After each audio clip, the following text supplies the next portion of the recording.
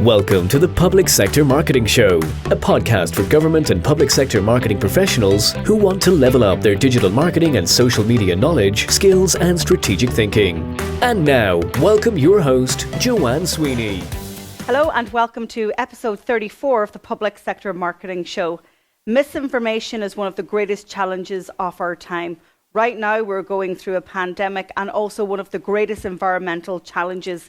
And clear and trusted information is central to our success in getting to the other side of these.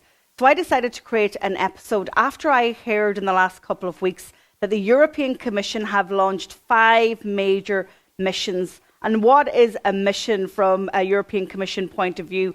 Well, it's where they want to tackle and put their resources and focus into some of the greatest societal challenges. And that includes the Green Deal, sustainability, the environment, and also cancer. And it got me thinking, well, if these are the big missions that the European Commission wants to achieve, what role then do stakeholders, policymakers, politicians, and the citizen play?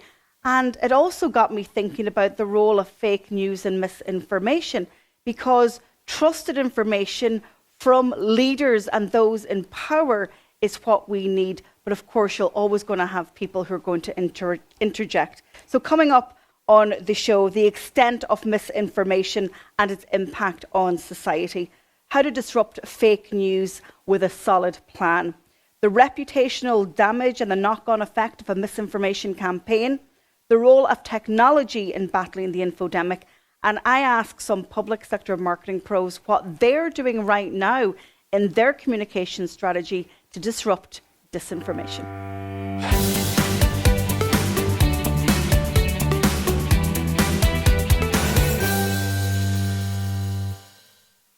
In today's column, I want to ask you a question. Are you part of the infodemic problem? Might seem a bit harsh, but here's the thing. Chris Shung, who is Chief of Police at Mountain View Police Department in California at our recent summit, said, silence is a response. And silence when there's a raging infodemic happening online on matters that you are responsible for means that you are potentially part of the problem. So my suggestion to you is that you start listening intently to what is being said around topics that matter to you, to your spokespersons, and to your agency. Because if you take the strategic approach that silence is our response, what do you think is happening? Other actors are going to step into that vacuum. They are going to use the opportunity to spread their misinformation. They're motivated, whether it's by money, by politics, or by other means.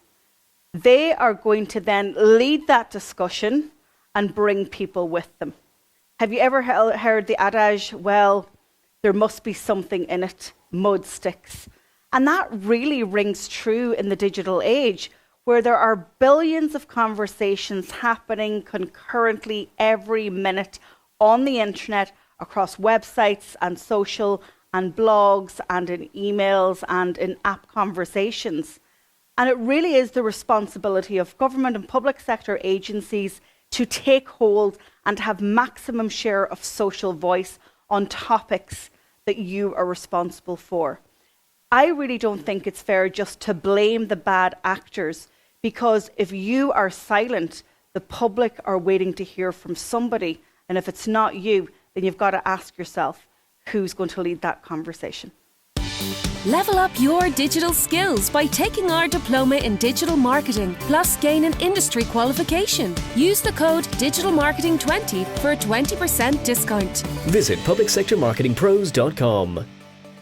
So the opposite of fake news is the truth. And the truth matters online.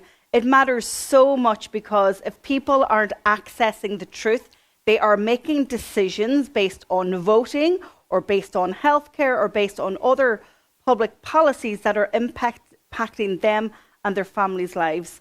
So you really want to be at the front and center of your truth and be where your citizens are online. Because oftentimes, no matter how bad or how hard the truth is to hear, we'd prefer to hear it from a trusted source. And of course, that must be you. So I've put together 7 tactics on how you can disrupt misinformation and really step into those voids and start to win the public around and have maximum share of social voice on your truth. So number 1, you got to catch the misinformation. And how do you do it? In a world where by 10 a.m. in the morning, there are 1 billion searches on Google and 3 billion emails sent and 5 billion social media messages read. Well, what you've got to do is you've got to lean into the technology and really understand what conversations are happening in the moment around your agency, your policies, your politics, and your people. If you haven't switched on social listening, then you should. And it is not Big Brother. And I've already done another episode on that topic. So go back through the archives and pick that one up. Secondly, I would advise you to prepare what I call your lines to take. Your lines to take are the statements that you send out on social that are pre-approved by a management team, by subject matter experts, to dispel the rumour, the myth, and the lies that are circulating. And those lines to take should be quite accessible in terms of language. They should be backed up by evidence, by data, by reports, and you should be linking those sources. They should also be creative. So get creative with how that content is presented, because, if there's a rumor mill happening online, the last thing that you want to do on social is to get all academic. So plain speak is really important. Thirdly, I would then say you got to ramp up the conversation. And I didn't say ramp up your broadcast messages. I said ramp up your conversations. So are you engaging with the public? Are you going into, as Samuel Corey and Russell Lollisher said at our summit a number of weeks back, are you diving into those comments and having rich and meaningful conversations with the public? Because if you're ignoring that part of the conversation too, then again, that gives those that are spreading misinformation more opportunity and more fuel for their fire. Number 4, it's time to close those information gaps. Your social listening will surface questions that the public have that perhaps your existing website or social media content doesn't answer. So close the gaps on any information that is not clear that the public need to know. If you can't close the gap, make sure that you inform the public that that information is coming soon, if it is, of course. Number 5, I would say build your authority. So how do you build your authority? You can build it in a number of ways. You can build it with the people that you have internally within your organization. They have been hired because of their specific expertise. You probably have stakeholders there who also have levels of knowledge that would be useful. You've got to leverage those and get more people front off screen, explaining and highlighting and pointing out what the public need to know. On that note, and number 6, I'm suggesting that you engage your ecosystem. Who is your ecosystem? Your partners, those subject matter experts in other organizations, maybe even they're members of the public who are advocating for you. Different faces and different voices will help the public reason and come to their own conclusion. And of course, all of the people that you're putting out are sharing trusted information. And then finally, number 7, share of social voice. Do you have maximum share of social voice when it comes to this topic or issue that is happening online? What that means is, if I dive deep into your data, would I see that you are the most prominent spokesperson on this issue on the internet right now? Because if you're not, you really should be. And if you're not, again, this is where the opportunity arises. So there are 7 quick tactics that you can leverage to help disrupt disinformation. And if you have a really great case study, make sure that you let me know, because I'm always on the search for them. A one-stop shop digital marketing and social media resource. Join our membership academy for 12 months. Access a library of how-to videos, template strategies, and organisational policies. Monthly live coaching. Attend webinars with subject matter experts. Meet and network with public sector pros from across the world. Use the code MEMBERSHIP20 for a 20% discount. Visit publicsectormarketingpros.com. In today's show, I'm treating you to a vox pop of sorts. So I asked a number of public sector marketing pros what they are doing right now in their digital communication strategy to disrupt fake news and misinformation. And here's what they had to say. First of all, let me introduce you to Marisa Ryan. And Marisa is Social Media Manager at the Health Service Executive. That's Ireland's National Health Service. And she's been working in that role for 11 years. And you are a seasoned comms and PR practitioner. I think you've worked across press, media, digital, and now as Social Media Manager. We've got lots to talk about, Marisa, lots and lots to talk about. But we're going to start, and I want you to take us back to the 1st of February 2020. Set the scene. The 1st of February 2020, I suppose it was talks of COVID-19, but not quite there. I was flying back into the country. I had just been skiing, and I suppose the week before I flew out, and there was little things in the airport saying about COVID-19 was there, but there was a different story on the way back. There was lots more posters in the place and that. When I arrived back in, I had seen that my colleagues had done a live stream of a briefing during the week that mentioned it and concerns around it, and I knew that I had to get straight back into work. So on Saturday evening we went straight into looking at content calendars, and I feel like we haven't stopped since.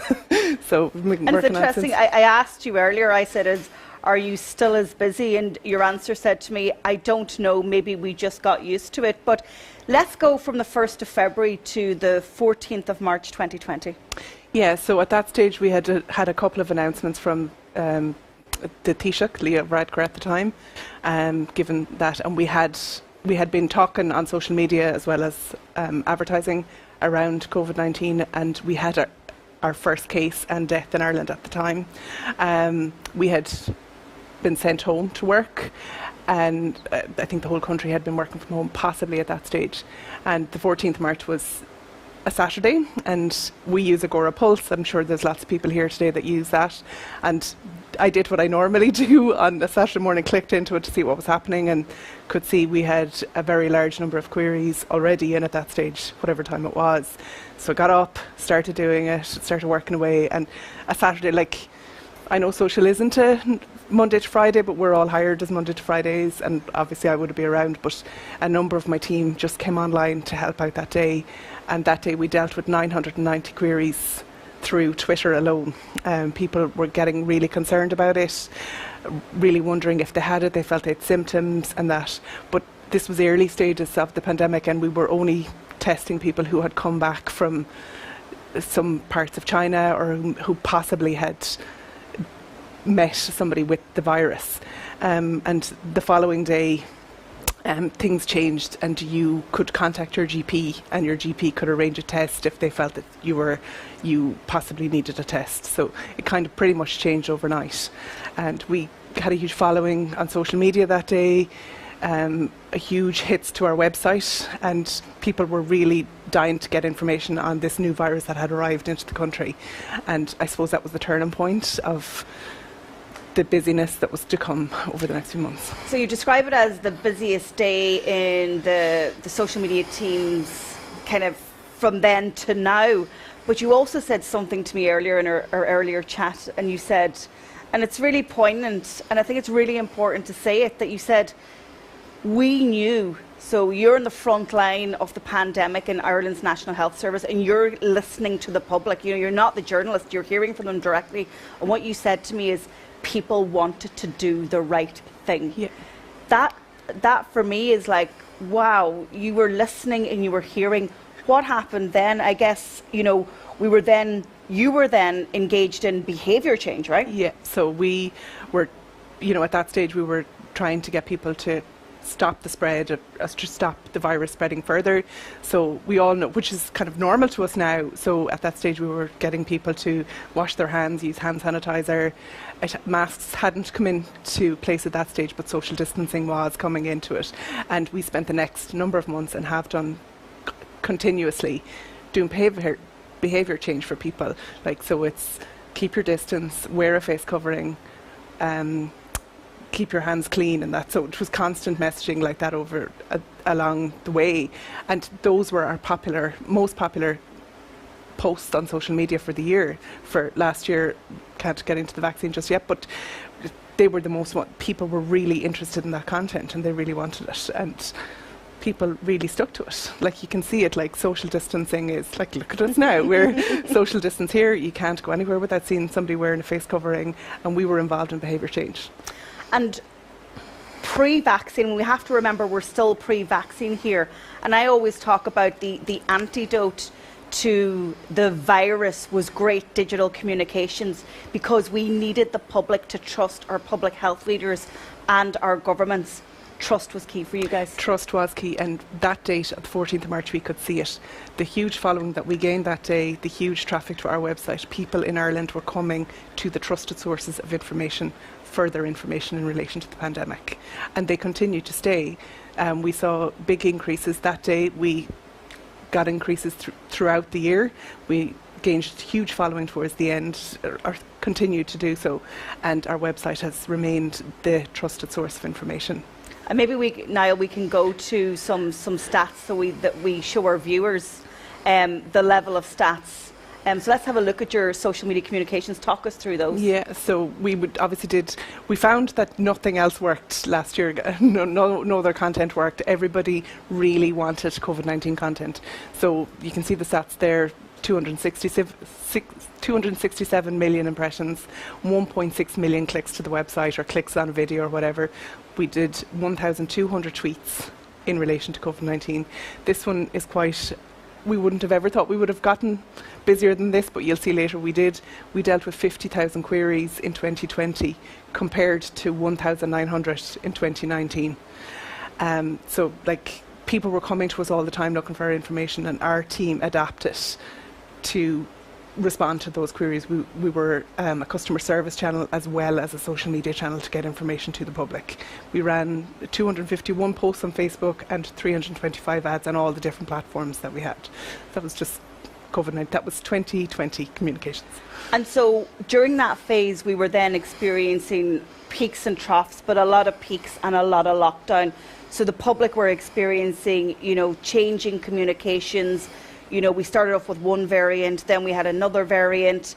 How did you manage through that time? So I suppose the way you think you're getting a handle on it, and things, the country started to open up, and then new restrictions started to come in, and it was a tough time. And I suppose we have to remember, we had a team that everyone was working from home. We were used to working right beside each other in an office setting, and now we were all working from home separately to each other, and we kind of had to check in with each other all the time. And I have to say, the communications team in the HSE are the most wonderful people. Like, I think I probably talked more to people than I would have in an office, but like, that was so important to us, even though we were working quite a bit.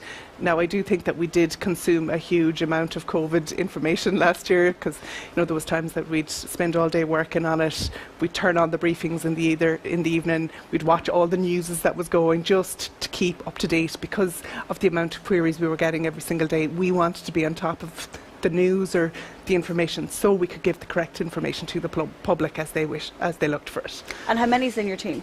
So up to last year, the end of last year, we had 5. We had 4 at the start of the pandemic. One of the team members came back from maternity leave, and we're down to 7, or we're up to 7 now. We got additional staff this year to help with vaccine communications.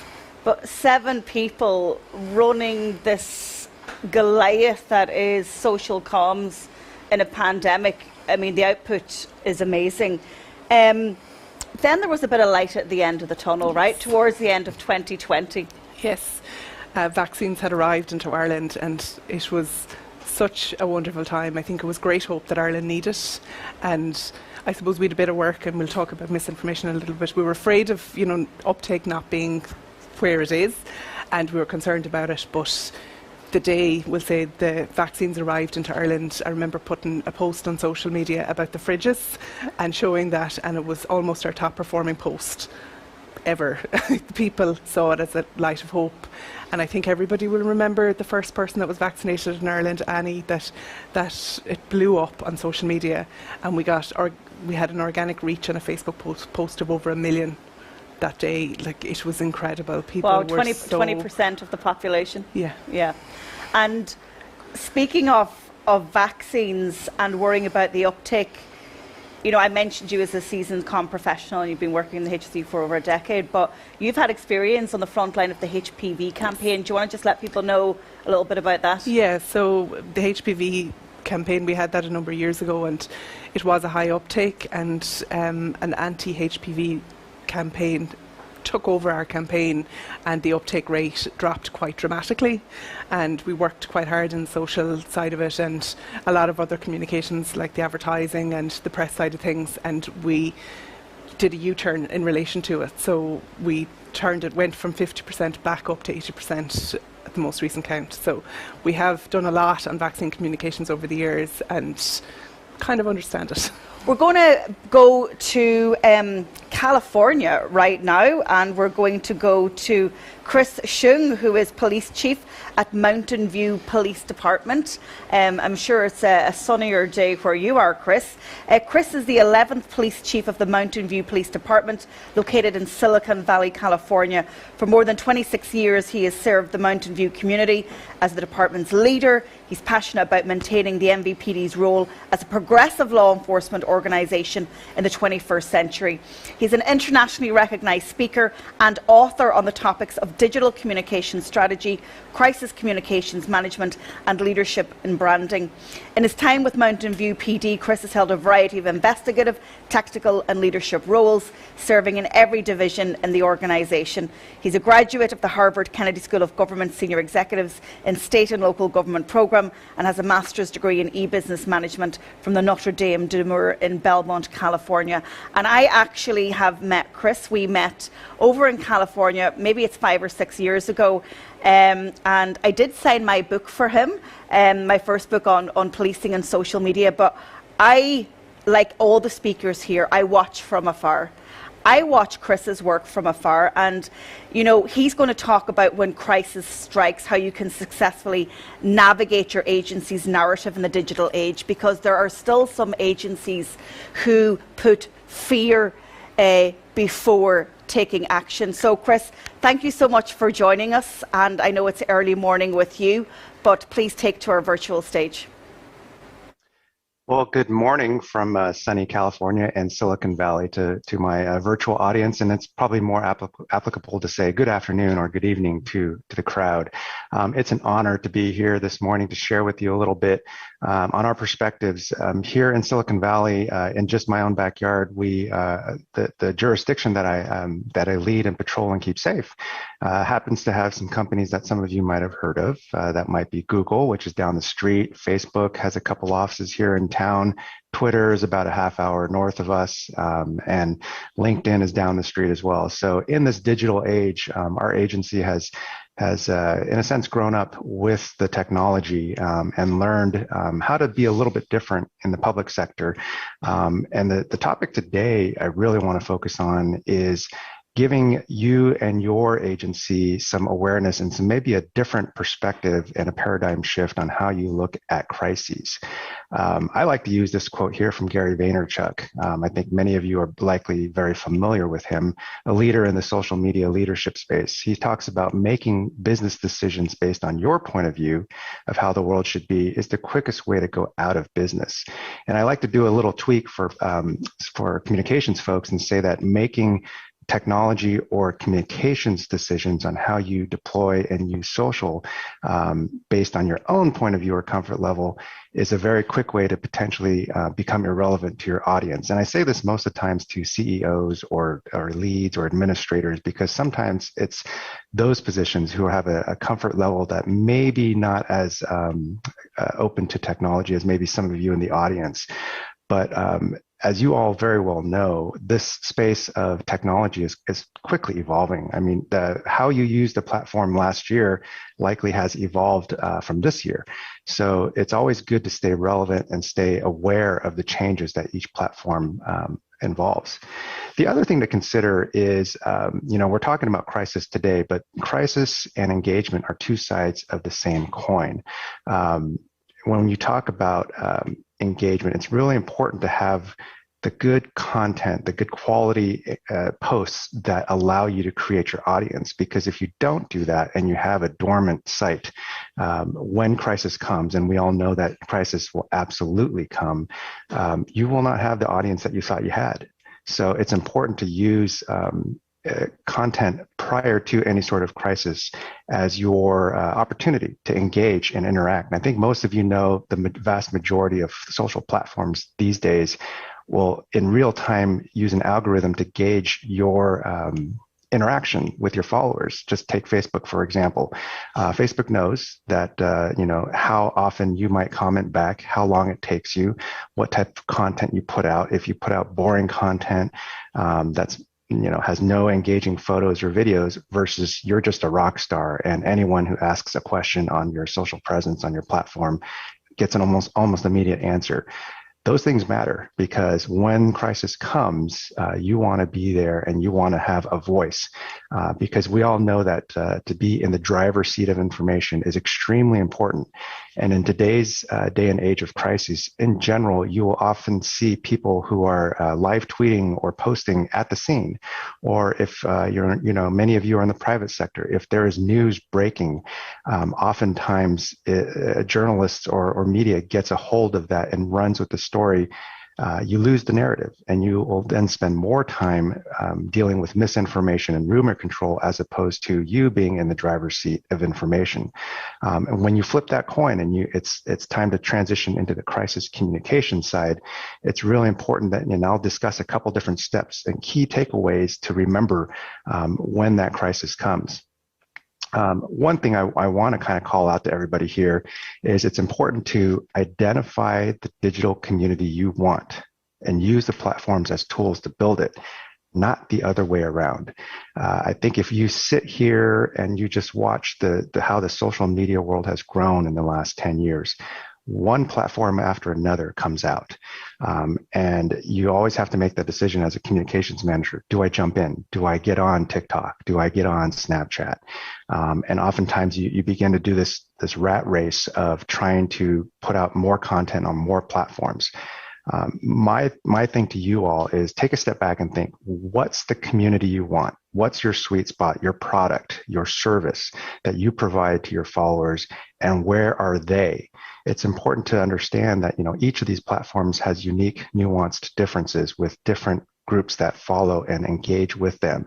So you could be in an industry that has nothing to do with TikTok, and you need to know that. But the bigger takeaway in all of this is that know who you are, know what your voice is, know what your company, your government sector, whatever it is, you need to know who that is first, and then look to the tools to do what you need to get your strategy through on that way, as opposed to the other way around, which is, oh, here's the latest social platform. I need to get on there and just, kind of willy-nilly put stuff out there.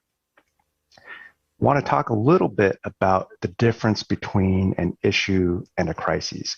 So I don't know if any of you have heard this. This is a book I highly, highly recommend. Melissa Agnes is an internationally recognized speaker on the topic of crisis management. She's done a great TED Talk as well on this topic. And in her book, Crisis Ready, she talks about the difference between an issue and a crisis.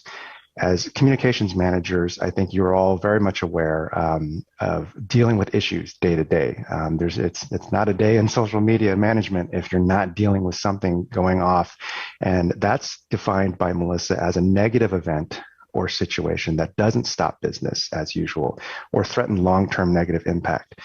But it's important to realize that if you don't manage an issue, it can very easily turn into a crisis. And here's where I'll take a step back. I know that most of the audience, you are likely all in the role of a communications or social media manager. So I'm probably preaching to the choir on this point.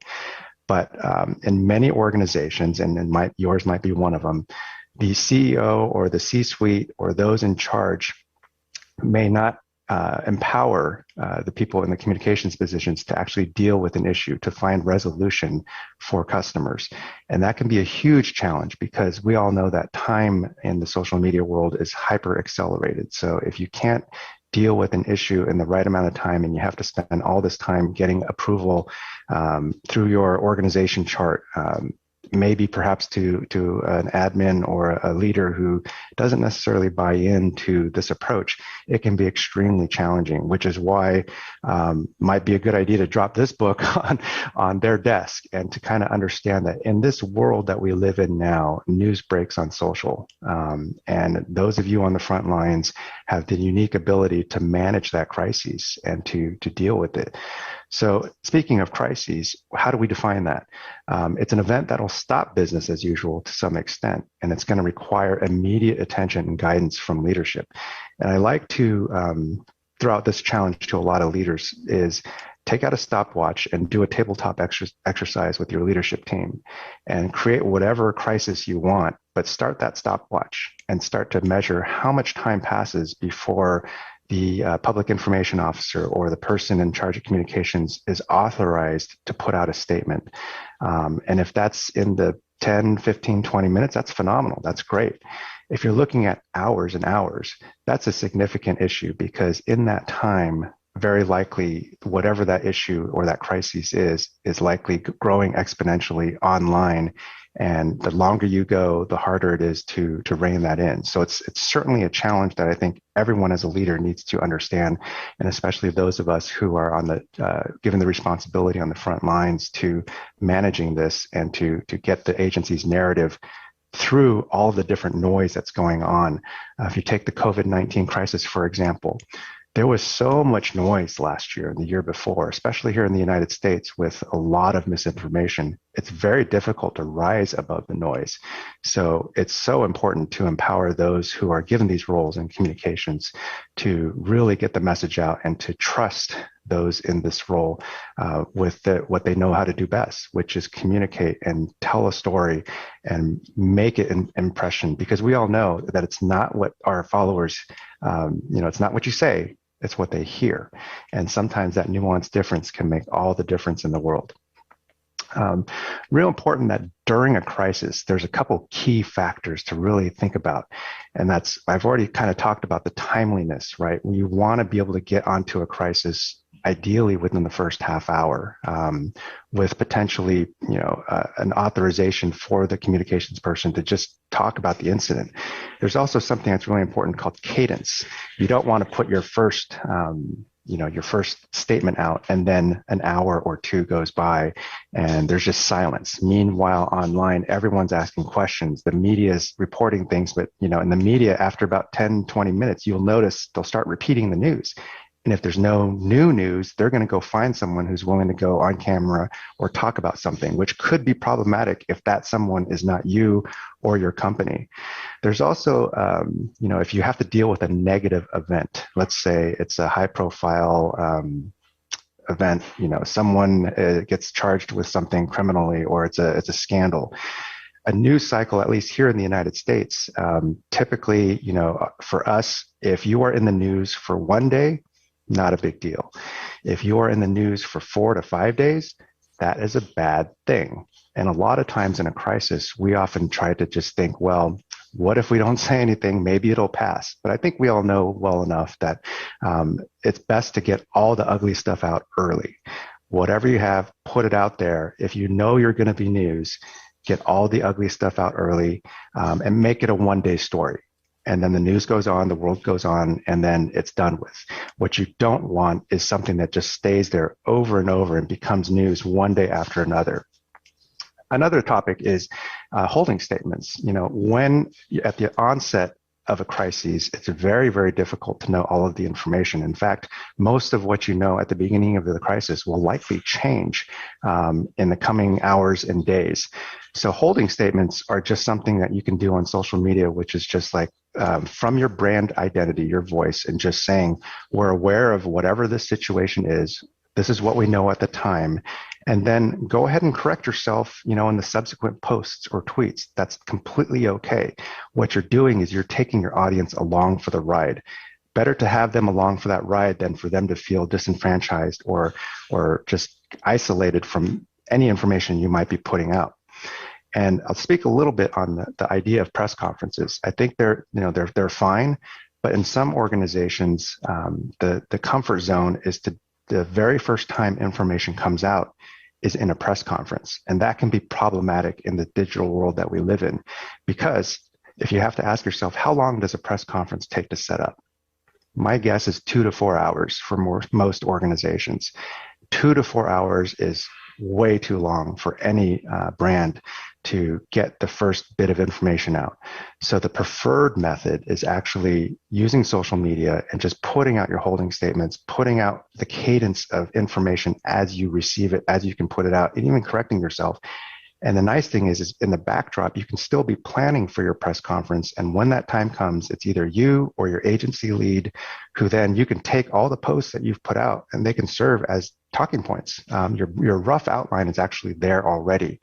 And when you get in front of the microphone and you turn on that camera for the press conference, you're basically rehashing and providing the media talking points and some video roll just so that they can see and do their reporting.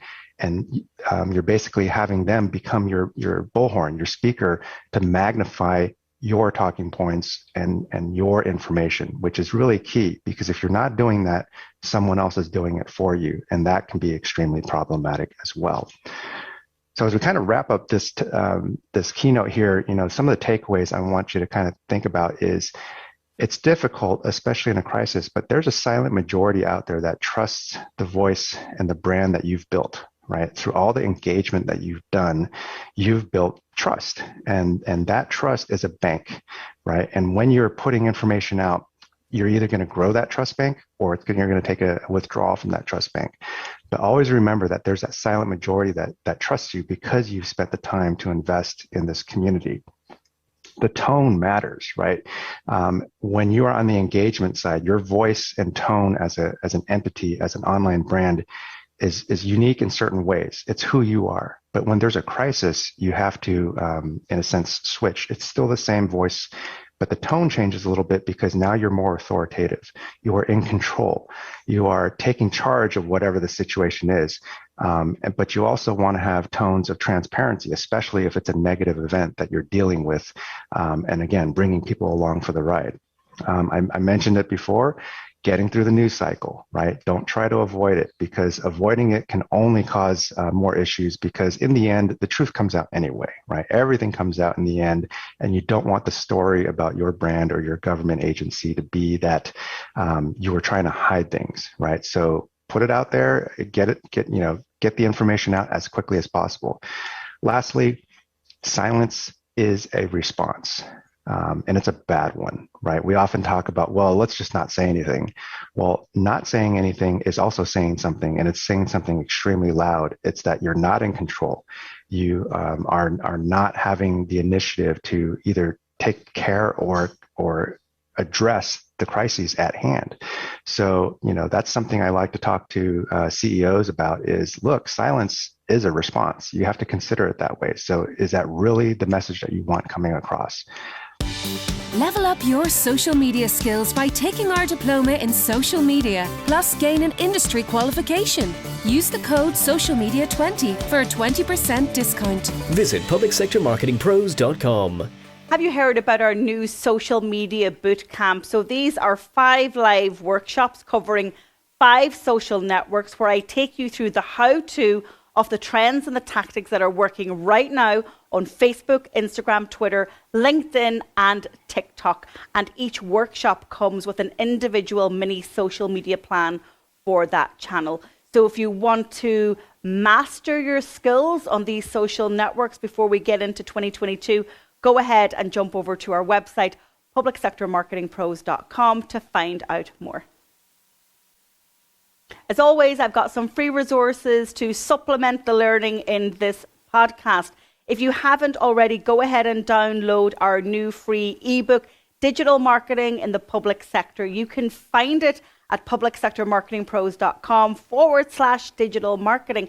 And when you do download it, you're going to be prompted and invited to book a 30-minute slot in my calendar. I have open 2 hours every afternoon for these calls between now and the end of the year. So make sure that you get your slot. And we'll talk about digital marketing in the public sector and also how you want to progress your career by leaning into those skills. Also, to help your skills, don't forget that we do have the Summit On Demand ticket. 2 days from public sector marketing pros and subject matter experts taking us through what communications is like in a post-COVID world. So you can get your on-demand ticket at our website. That brings us to the end of this episode. Thank you, as always, for listening. I always appreciate the feedback. And if you haven't already, share with a public sector pro you know, and don't forget to rate and review and to hit subscribe on your favorite podcast platform. I'll see you on the next episode. Thank you for tuning into this episode of the Public Sector Marketing Show. This episode has ended, but your digital journey can continue. Head over to publicsectormarketingpros.com to access resources and links mentioned in today's show and to connect with Joanne and her team. Until the next time, be sure to subscribe, rate, and review on your favorite podcast platform.